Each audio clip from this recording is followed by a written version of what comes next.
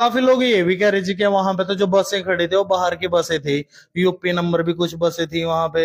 HR तो खैर थी, बाकी यूपी की बसें का क्या काम था जी? देखिए, जो बस अगर कोई यूपी का नंबर की गाड़ी किराए पे करनी पड़ जाए तो किराए पे तो बाहर से ही बसें आती हैं। हमारी लोकल भी बहुत सी बसें ऐसी हैं जिन पे यूपी का जो नंबर कल है। योगी जी की रैली छछरौली के अंदर हुई, उससे क्या माहौल लगता है? अब जनता के अंदर क्या मैसेज जाएगा?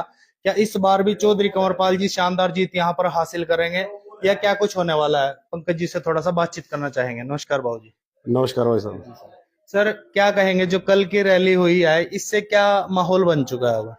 कल हमारे यूपी के यशस्वी मुख्यमंत्री योगी आदित्यनाथ जी आए हुए थे।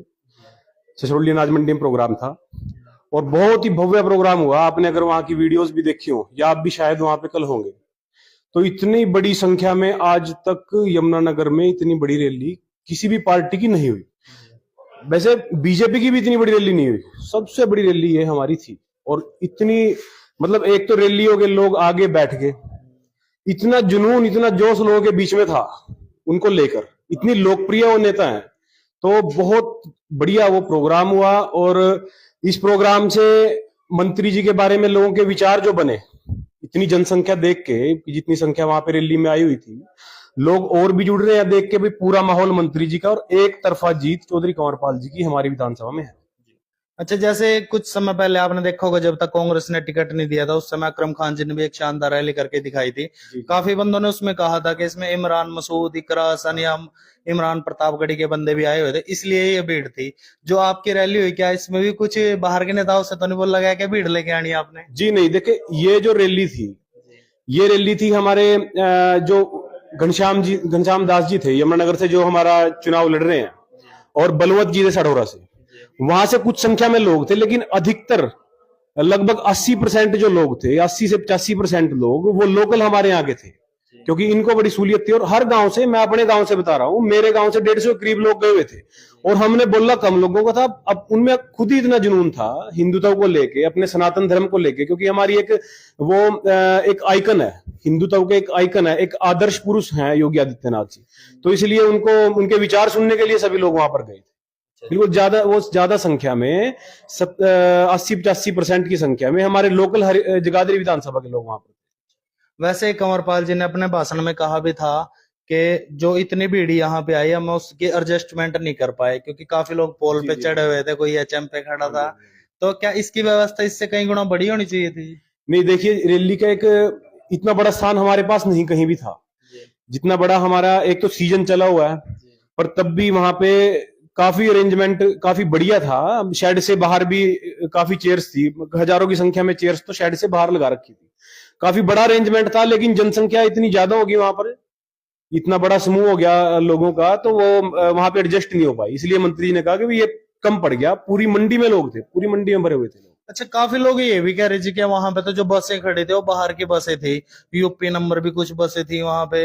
एचआर तो खैर थी, बाकी यूपी की बसें का क्या काम था जी? देखिए, जो बस अगर कोई यूपी का नंबर की गाड़ी किराए पे करनी पड़ जाए तो किराए पे तो बाहर से ही बसें आती हैं। हमारी लोकल भी बहुत सी बसें ऐसी हैं जिन पे यूपी का नंबर है। तो ऐसी बात नहीं है, जो उसमें लोग थे वो सारे के सारे लोकल थे।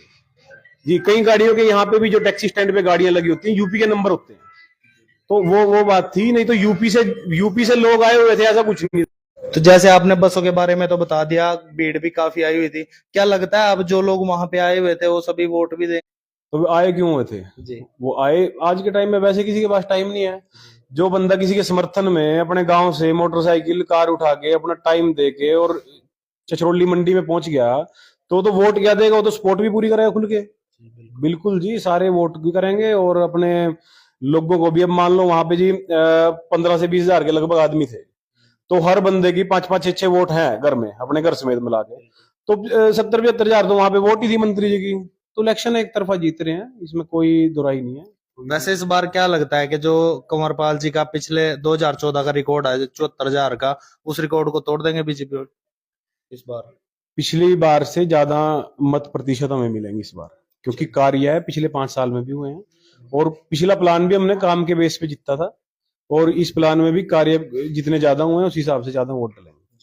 अच्छा, जैसे कल जो योगी जी की रैली हुई थी उसमें हमने ज्यादातर नोट किया कि ज्यादा से ज्यादा लोग ना युवा साथी आए हुए थे। जी जी जी। इसका भी कुछ कारण था?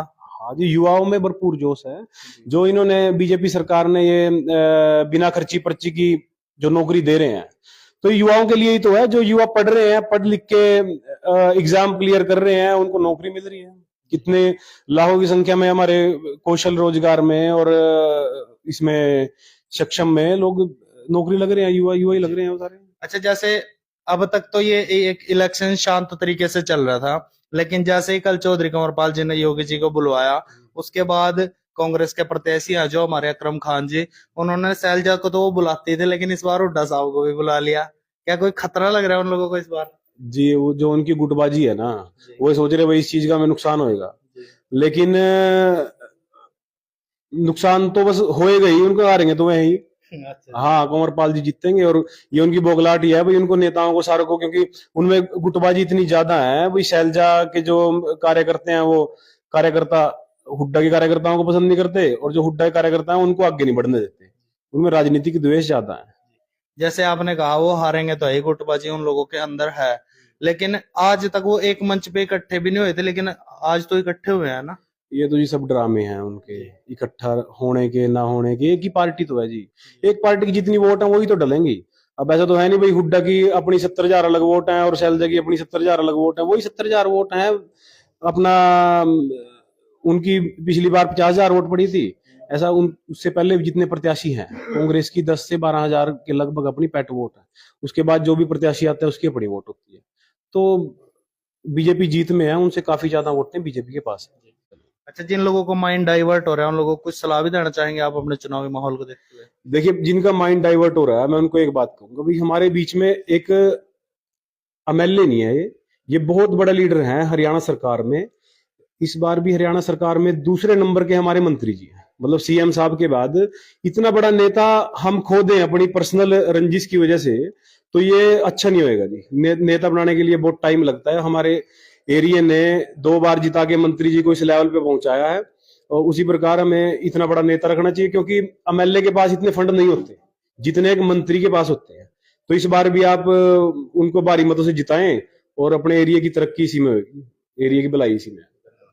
तो ये थे हमारे साथ पंकज जी, जो कि भारतीय जनता पार्टी के प्रतापनगर मंडल से युवा मोर्चा के मंडल अध्यक्ष हैं, जिन्होंने आपको कल योगी जी की जो छछरौली के अंदर जनसभा हुई थी उसके बारे में बताया, और साथ ही इस समय जगाधरी विधानसभा में भारतीय जनता पार्टी का कैसा चुनावी माहौल है वो बताया। हम लोग चाहेंगे आप इस वीडियो को ज्यादा से ज्यादा शेयर करें, हमारे पेज को फॉलो करें और हमारे साथ जुड़े रहे। मिलेंगे आपसे किसी नई वीडियो के साथ, तब तक के लिए धन्यवाद।